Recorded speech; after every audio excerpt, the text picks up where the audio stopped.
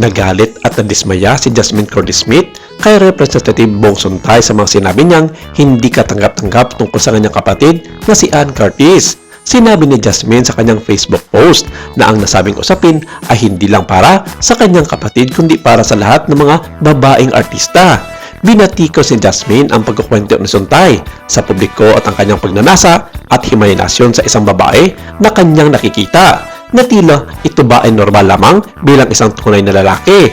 Ang humanga sa kagandahan ng isang magandang babae ay tanggap sa isang demokrasyang bansa tulad ng Pilipinas at hindi pwedeng punain ng sinuman ayon kay Congressman Suntay. Sinabi naman ni Jasmine na inaasahan sa public official na isulong ang diskurso at hindi ito pahinain at igiit na dapat na pinatutuunan ng pansin ang mga kontribusyon at liderato ng mga kababaihan sa lipunan.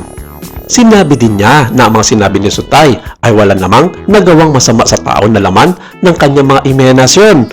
Ayon sa kanya, hindi dapat na itinuturing na ang nasabing hakbang ni Suntay ay pagpapakita lamang ng kanyang pagiging tapat o isang papuri.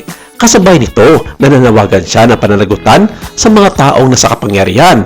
Ayon sa kanya, kung nais ng publiko ang mas ligtas na lugar para sa mga anak na babae, mga pamangkin at susunod na leader ng ating bansa, dapat na magsimula ito sa mga halal ng mga opisyal.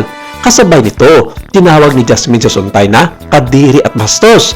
Matatandaan na sinabi ni Suntay sa pagdinig sa impeachment complaints laban kay Vice President Sara Duterte sa House Committee on Justice kahapon na nag-init ang kanyang katawan at pagnanasa na makita niya si Ann Curtis.